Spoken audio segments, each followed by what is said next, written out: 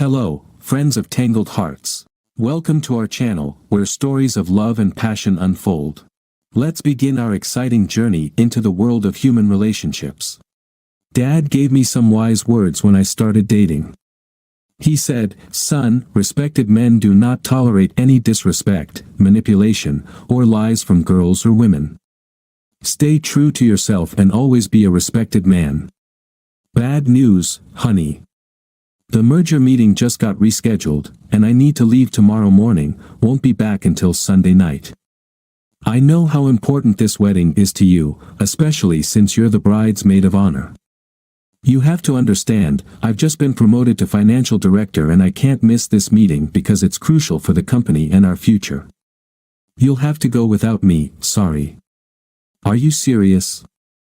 You know how long we've been planning this, and now, at the last minute, you're canceling everything. And I'll be there alone. Do you even realize how awkward it will be for me? Can't anyone else go instead of you? Vera, this deal is valued at over $2 billion, and I'm leading this project. You know how hard we've worked on this for the past year, and no one else can take my place. Too many people's jobs depend on our success. I'm sorry, I know it's tough, and I'll make it up to you with the bonus money we'll get from this deal. I know you're angry, but I couldn't do anything about it. I'll be back on Sunday. To say she was angry would be an understatement. She stopped talking to me and told me to sleep in the guest room. No closeness or intimacy before my trip. It was abnormal. Her coldness and anger were also uncharacteristic. I tried to understand, but couldn't ease her anger, so I packed for the trip and slept in the guest room that night. That I knew the wedding was important to her because of all the hardships her friend Carol had gone through her entire life. Her ex-husband cheated on her during her life-threatening illness and left her because he couldn't bear to watch her slow death. He acted cowardly. It devastated Carol and did nothing to improve her situation. But after a miraculous recovery, Carol filed for divorce because she was abandoned, and she spent the next 5 years in depression. All her friends and family were there for her, trying to cheer her up, but to no avail. Then, one day, she met a guy at the grocery store, and her world blossomed. She became herself again. The prayers of her friends and family were heard, and everyone wanted to celebrate the joyful event. Brandon, her fiancé, deeply loved her and planned this amazing wedding. Vera was her best friend and maid of honor. She was always there for her friend. I knew it was important to Vera, and I didn't want to cancel, but I couldn't do anything. I knew I would have to make it up to her and somehow reconcile with her anger. Before leaving for my trip the next morning, I tried to kiss Vera goodbye, but the door to our bedroom was locked, and she wasn't going to open it for me. I told her I loved her and would call her when I landed in Germany. With no response, I sadly headed towards the waiting limousine that took me to the airport. I felt terrible and unhappy because of her actions and her lack of understanding of my situation. After 19 years of marriage, I expected more tolerance and care. That I called her before departure, but her cell phone went straight to voicemail. I left her another message apologizing once again, hoping for a response. I sent another message before takeoff and another when I landed 10 hours later. Still, no response, no voicemails, no texts. I knew she was angry and that I would have to apologize for a long time to regain her favor. With no other choice, I called our twin daughters in college and told them about my trip and how my work plans had changed, that their mom was angry with me and not answering my calls. I asked them not to say anything and just to check on her to make sure she was okay. That I was worried about her and would feel much better if they could tell me she was okay. They understood and told me they loved me. They had always been Daddy's girls, and I loved them very much. Germany. Upon reaching the hotel, I called my CEO to get the latest news, and to my horror, the meeting had just been cancelled because a family member of the CEO of another company had passed away, and the meeting would have to be rescheduled. I immediately called the airline and booked a direct flight to Chicago, which was only a 30-minute drive from the venue of the ceremony. Since the wedding reception began at 7 p.m., I decided that I could arrive there by 9 p.m. and be a good husband.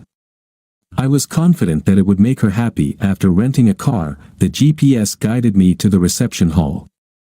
It was just past 9 when I entered the reception, and the celebration was in full swing. The music was loud, everyone was dancing, and alcohol was flowing freely. There were many drunk people having fun and enjoying the celebration. It was truly a joyful event, and I was happy to be present and really wanted to be with my wife. There were over 200 people at the reception, and I couldn't see Vera when I walked in. I approached the open bar and ordered a double bourbon, stepped aside, and scanned the crowd for my wife. I reflected on our past and how we got here. Vera was 5 years older than me and had recently divorced when we met. Her ex-husband, Dr. Clayton Adams, was a resident at Mercy Hospital when they divorced. Dr. Clayton, as he liked to be called, was caught cheating with one of the nurses at the hospital. When Vera found out about it, she kicked him out, devastated by his betrayal. She wanted children and a happy life, but this jerk shattered her dreams. She divorced him, and after the divorce, she was depressed and broke because the locals earned little money, and the divorce simply divided their property. She became a waitress and barely made ends meet. Thanks to this episode in her life, she knew firsthand what Carol felt. When I met Vera, it was love at first sight. I fell head over heels for this woman. Perhaps she was broken and suppressed, but I knew she was a diamond in the rough. I saw her obvious beauty, but fell in love with her heart and her caring nature. I saved her from herself, turned her life upside down, and gave her 19 wonderful years filled with the love of our twin daughters. Vera appreciated my serious approach to relationships. We constantly discussed loyalty and commitments, which made her feel safe. I made it clear to her that I was a faithful partner and would never tolerate infidelity, and praised her for leaving her cheating husband, no matter how difficult it was. I explained that many people would put up with it to save the marriage or stay financially secure, and I was proud of her ability to move on. This was the foundation of our marriage. Trust, loyalty, and determination. Before this damn wedding, I lived a wonderful life, completely satisfied and in love. Vera looked great for her age of 44, but I was 5 years younger and in excellent shape. In fact, at the age of 39, I was in my prime. Thanks to my regular workouts at the gym and 5 kilometers runs, I was at the peak of my performance. She had an amazing body, and we were fantastic in bed. With our age difference, there were no problems, and we rarely discussed it over the years. We raised 2 wonderful twin daughters, Marcia and Carrie, who were now in college, 4 hours away from home. They were happy and enjoying college life, preparing for their future. We had a great family and a stable marriage, or so I thought, until I saw my wife sitting alone with Clayton, her ex-husband. I knew Clayton was Carol's friend, the bride, but I didn't expect him to be at the wedding, let alone be here alone, without his wife. Tired from the journey and intrigued by what I saw, I stood and watched them sitting alone. I was shocked by how friendly they seemed as they talked about their past. I decided to observe for a few minutes to understand exactly what they were doing. It didn't take long for my world to shatter that I was about to approach them and interrupt their love fest, but before I could make my move, she got up, took his hand, and led him to the dance floor. She looked stunning in that ivory-colored figure-hugging dress, and my heart raced towards her, praying it was nothing more than a dance. Her looseness shocked me as they danced to a few slow songs. I sipped my drink and waited to see what would happen next. I could tell Vera was tipsy by the way she flirted, which wasn't uncommon after a few shots. She had always been excited and flirtatious with me, which was normal. What was abnormal was that she was kissing another man who wasn't me, and doing it openly in front of her friends. Everyone knew she was married to me, and it infuriated me even more.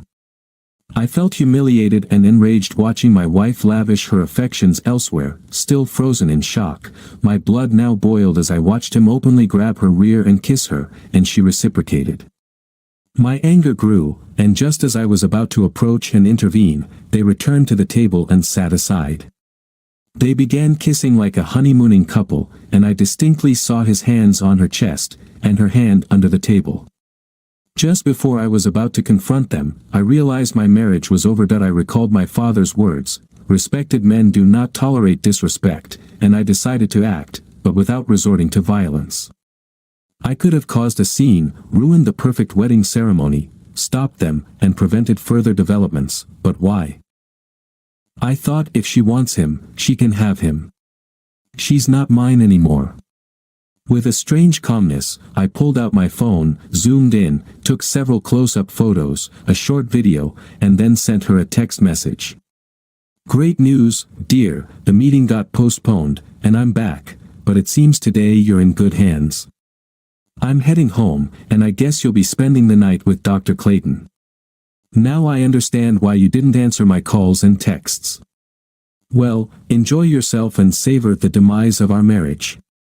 Tomorrow, when you return home, I won't be there anymore." I pressed send and calmly watched, wondering if she would pick up her phone and read the message. As I watched, I saw a notification light up on her phone.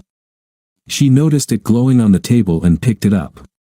Then she started tapping on some buttons, obviously looking for the message. Vera seemed to sober up quickly, as I saw her expression turn serious. Once I saw her reaction, I headed from the registration desk to my car. Vera must have panicked and seen me leaving, but I dashed out onto the street before she could reach me. As I opened the door of my car, I heard her shout, "Tony, please, wait." Casting her a cold glance, I simply shook my head, got into my car, and drove off the parking lot before she could reach me. My phone immediately started ringing, but I wasn't in a state to answer the call, let alone speak to her. If she wanted to be with her ex, then it was over between us. Hell, after what I just saw, it was over between us anyway. 22 years after divorcing that cheating jerk, she's running back into his arms at the first opportunity. Well, she'll have to explain it all to the family and the kids because that's all on her conscience. Dozens of frantic text messages began flooding my phone. "Tony, please, come back. Let me explain. I love you, please, come back. Damn it, Tony, it wasn't what it seemed. I love you." But after 2 days of 10-hour flights, 2 days of unanswered calls and messages, cold treatment, and watching her with Clayton, I wasn't in the mood to listen to her apologies. In fact, I was angrier than ever and didn't want anything to do with her or her nonsense. After 20 phone calls and messages, I stopped and sent her one response. The text I sent read, "Go to hell." My job was going great, my kids were in college, which was already funded, and I had no ties. I was still young enough to start over. Halfway back to Nashville, I stopped at a diner to grab a bite and take a nap in the car before continuing home, eating eggs and bacon. I decided to let the world know exactly how I felt. Between bites, I changed my social media status from happily married to single. Then I posted 2 photos I took, showing Vera and Clayton kissing passionately at the wedding. In the second photo, everyone could clearly see his hand on her chest.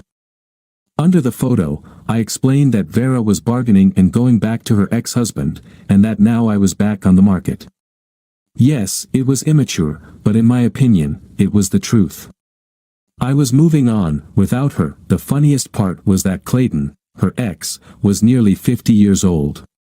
He was balding, overweight, and, not to be vain, but he wasn't an upgrade in any sense of the word. What the hell was she thinking, leaving us for some old worn-out dude who had already cheated on her? Maybe she wanted to be with a doctor, not an accountant. Honestly, it hurt. Actually, it hurt a lot. At that moment, I felt more pain than I could ever remember. I was sad and angry, but it also made me laugh at the absurd situation. She was destroying her 19-year marriage for an old man who cheated on her over 20 years ago. Screw her and screw him. They can have each other, they deserve each other. I wasn't one of those guys who would tolerate such disrespect. I'm sure there are plenty of guys who would say it was just a kiss and a few touches, and that there's no reason to leave her. Sorry, but in my world, either my woman is loyal to me, or she's free to be with someone else. We all live with our choices. After a late breakfast and a 2-hour nap in the car, I hit the road again and pulled into my driveway at 7 in the morning. When I turned on my phone, it started ringing with dozens of notifications. There were so many that I didn't think they would ever stop.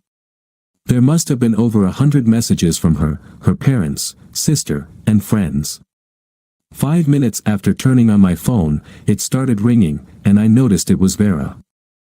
I wondered if she had slept at all last night or spent it with Clayton. It didn't matter, I just ignored her calls because now it was all in the past, and I was focused only on getting what I needed from the house and moving on. That I got along well with her family, and when they called me that morning, I answered their call and explained to her father what had happened. James, I had no idea she was unhappy in our marriage, but the affair was a deadly blow to our happy life. The disrespect she showed in front of people we know is something I cannot tolerate. No, it was evident that she still has feelings for that jerk, and now she can be with him. I intend to find a woman who will appreciate what I can offer and remain faithful. James, I have no other choice. I'm moving out today and immediately putting the house up for sale. Tomorrow morning, I'll contact a lawyer to file for divorce. She can live here until the house sells, and I'll be fair to her in the divorce. Call me old-fashioned, but I won't live with a woman who wants to be with someone else. She made her choice, but I don't believe she acted wisely this time. James arrived an hour later and pleaded with me to wait and talk to her before crossing the line. After he asked me to give her a chance to explain, I told him to look at that photo again and see how openly they caressed each other at the wedding. I would never stand for that, and doing it with her ex was just another slap in the face to me. Her father was disappointed in her actions and my decision to act so swiftly and decisively. When I entered our house, I felt tears welling up, realizing that our happy home was no longer a home but merely a shell of our marriage. Over the past 5 years, we had spent transforming our house into the perfect sanctuary.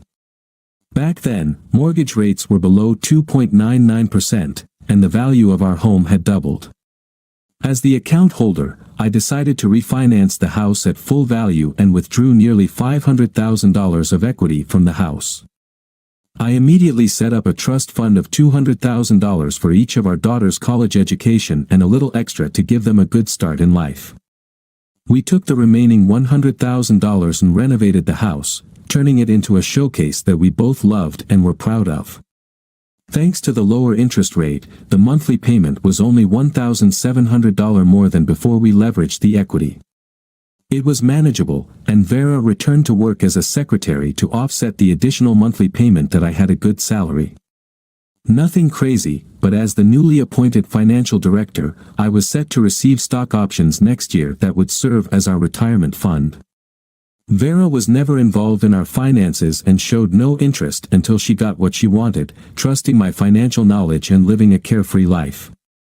I tried to explain what stock options were a few times, but I saw her eyes glaze over, and she never really understood. Since it didn't matter, I just chuckled to myself about her lack of interest. No big deal, I was optimistic about our future. This merger, which apparently coincided with the end of my marriage, was supposed to bring me a bonus in the form of stock options ranging from 40,000 shares in case of success.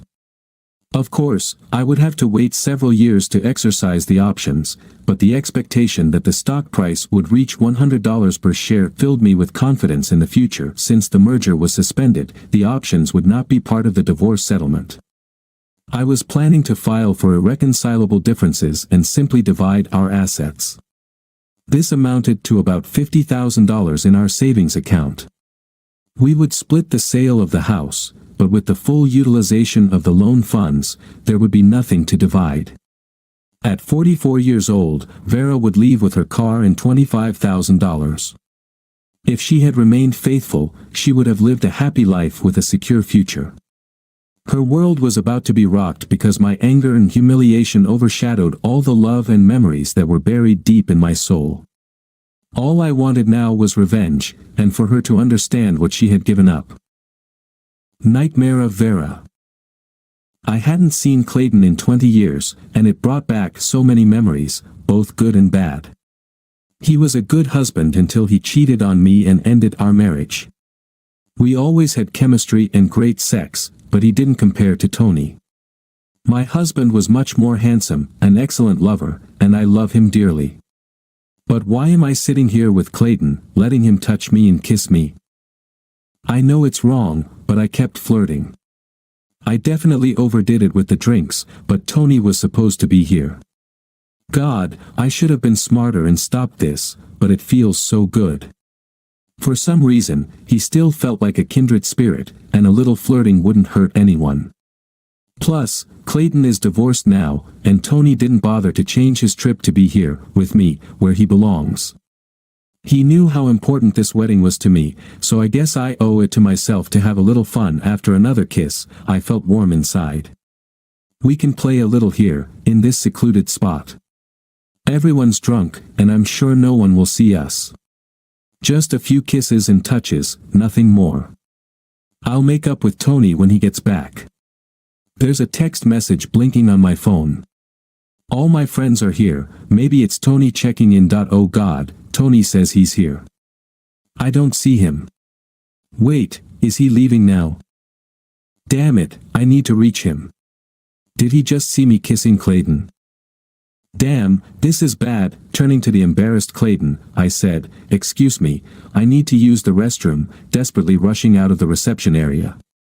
I saw the exit door closing down the hallway and ran as fast as I could in my high heels. Oh God, that's Tony, and he saw me with Clayton. Tony, wait, please. No response, he just got into his car. I tried to run after him, but he drove away. Now he's not answering calls. How many text messages have I sent him, and he's not responding? He's angry, and I don't blame him. After several more calls and dozens of messages, my heart broke when I finally got his only response, "Go to hell." Two of my friends found me kneeling on the street in the freezing cold and asked what happened. When I explained it to them, they were shocked by my actions and worried that I got caught. They know Tony is stubborn, and if he saw us together, I would be in trouble. Tony, 10 a.m., home in Nashville.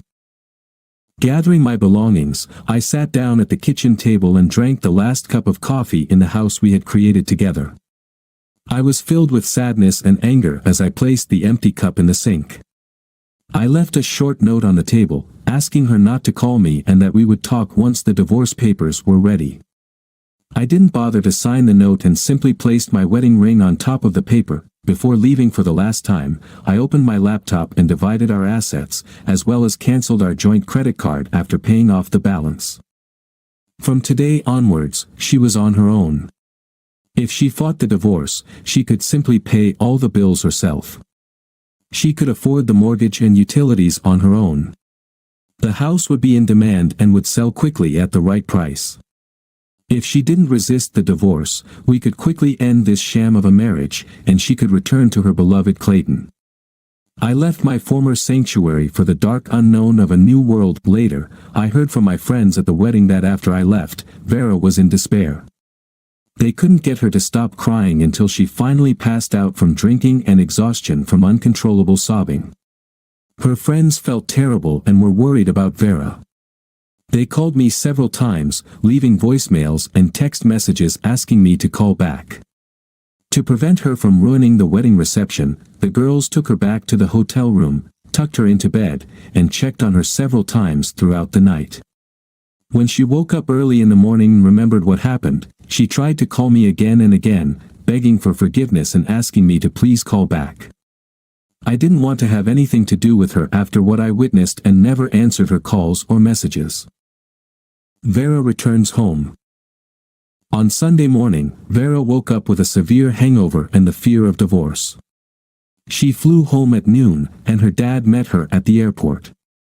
Later, she learned that Tony told her father that he wouldn't pick her up, and she needed a ride. Judging by her father's concerned face, she must have looked awful. Her dad was her rock, and when she saw him there, she rushed to him and hugged him, crying into his shoulder. "Dad, I messed up, and I think Tony will leave me." With a sad face, he quietly turned to his suffering little girl. "I talked to him this morning, and it doesn't look very good. You know, Tony. What the hell were you thinking? And with Clayton? I don't know what I was doing. I was drunk and angry at Tony because he didn't come to the wedding. I know I messed up, but he should forgive me, Daddy. I never even had sex with him." "Sweetie, judging by the pictures I saw, you could have easily had sex with him. I'm not sure he's the type of guy who forgives too quickly. You know, Tony, and being with another man the way you were in those pictures was a betrayal to him." As she entered the house, she prayed that Tony would be there waiting for her, but knowing Tony, she knew he had long gone. She spent the rest of the day in tears, reaching out to Tony's mobile phone in hopes that he would at least talk to her and give her a chance to apologize.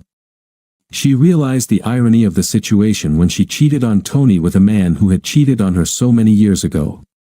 Tony, the only man she loved, and the life she cherished, seemed to be shattered in an instant, confirmed by his engagement ring in the short note left on the table. Tony's day continues. Meanwhile, I moved into the company apartment used for out-of-town clients. Since no one was planning to use the apartment, I called my CEO, and he agreed for me to stay there after I told him this story.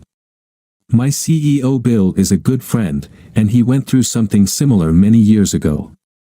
In fact, he suggested I put off options for this year to save them for the future. The next day, I went to my office on the 16th floor. Vera wouldn't have passed through security if she came to work with me, and I gave strict instructions for security to remove her from the building if she showed up.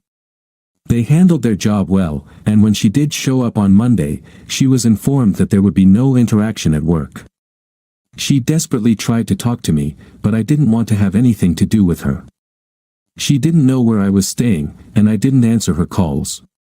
She was completely isolated, angry at herself, lonely, and afraid for her future, worried about their mom. I received several desperate calls from my girls.